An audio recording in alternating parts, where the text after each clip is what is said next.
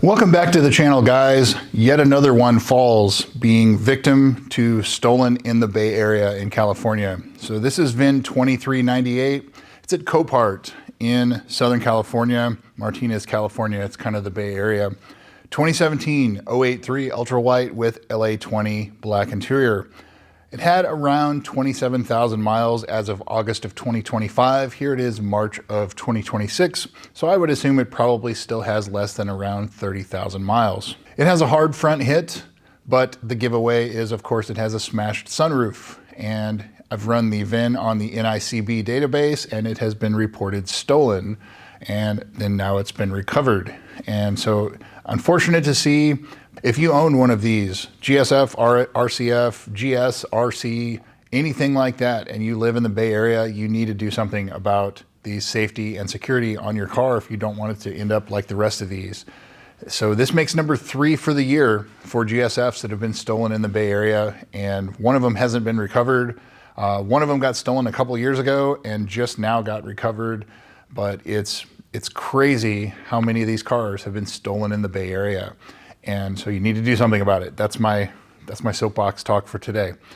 Production statistics, 648 out of the 2,348 cars for the US 49 were ultra white. Of those, 266 had LA20 black interior. Second most common color. The most common is white with red. This is white with black.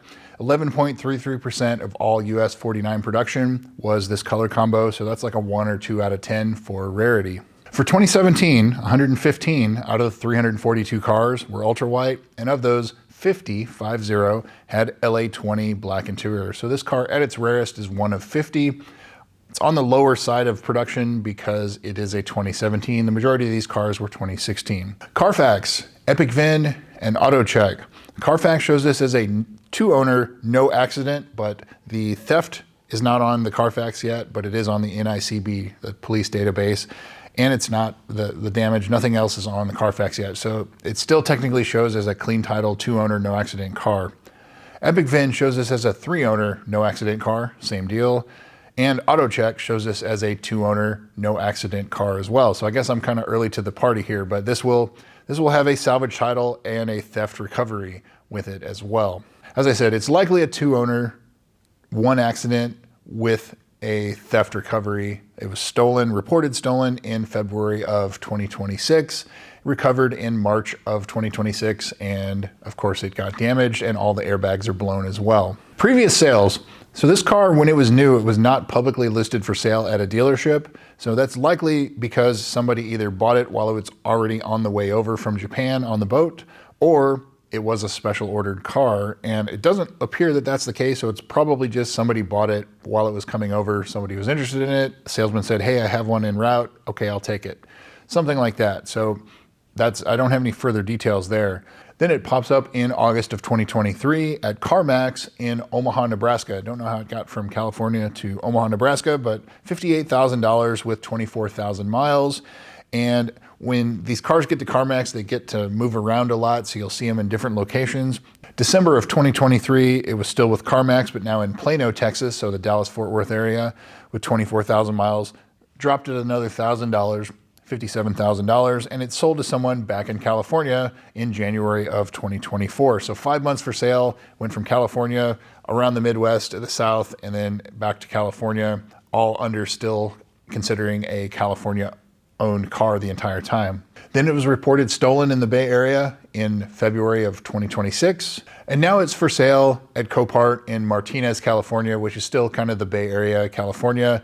Doesn't have keys, so nobody knows the exact mileage. However, based on the Carfax and service history and everything, it had around 27,000 miles as of August 2025. So at the low rate of mileage that this car had, probably somewhere around 30,000 miles. So now under the photos. As I said earlier, the sunroof is smashed in, and that's pretty indicative of someone smashed it in to gain access to the car without smashing any of the windows, and they gained access to this car most likely through the OBD2 port, as I've talked about in my GSF security videos. With the right tools that are available even to the public, and of course thieves have them, they access these cars through the OBD2 port, and that's how they go and steal them. Obviously it ran into something, not just on the front, but there's some damage to the right rear as well, maybe from bald tires. Not 100% sure there, but all of the airbags were deployed. So it's a very expensive fix, even if how the damage was on the front, if it only got the upper radiator support, the radiator, things like that. But if it damaged anything on the front of the engine, if anything else got damaged, there's a lot of questions on this one. It got the expensive stuff. It got the grille, it got the headlights, and that's the very, very expensive parts. But then it also has damage on the right rear, the quarter panel, that area. That's a very expensive area to fix. All of the airbags are deployed. So there's a lot of money that you'd have to pour into this to bring it back, make it roadworthy. However, being a 2017 and it only has around 30,000 miles, it may be worth it. However, at the end of the day, it's going to have a salvage title, previous theft recovery. So it's already going to be devalued. So this will be a rebuilt title car with 27,000 or 30,000 miles on it if you decide to do that. For me, this may be another one where it may end up better used as either a parts car, but again, the expensive parts, the valuable parts are already gone.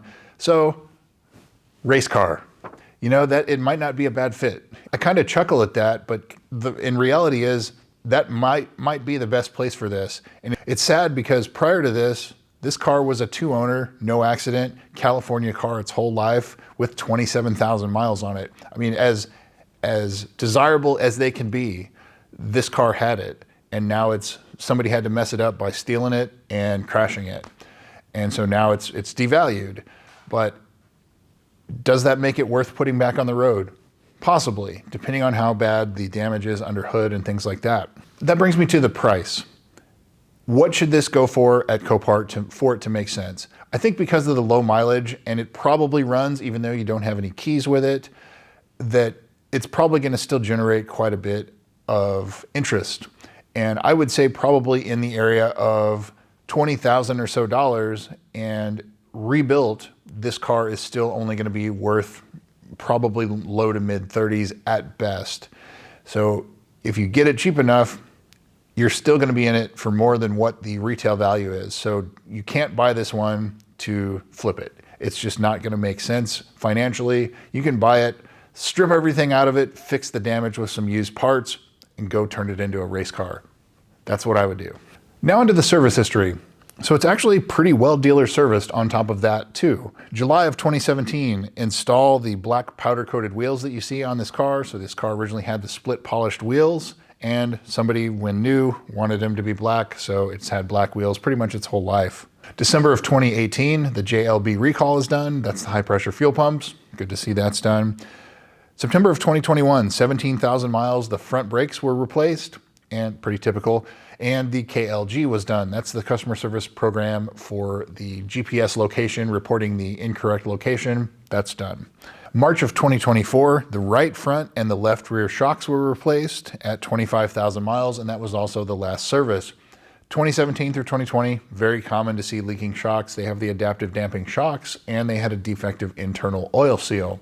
The part was not updated until sometime around 2021 or 2022. So this car, being that they were replaced in 2024, probably has the updated part. So the other two shocks may very well leak, but it's not a big deal. They're not overly expensive. If you're any type of DIY, you can do them yourself, but it is something to note. But that's really it. So this car has not a lot of miles. It has new front brakes, newish front brakes. It has 2 new shocks.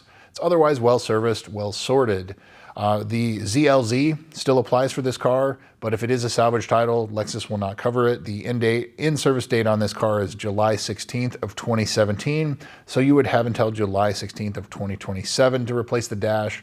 However, the airbag's blown, so you're gonna have to replace the dash anyway.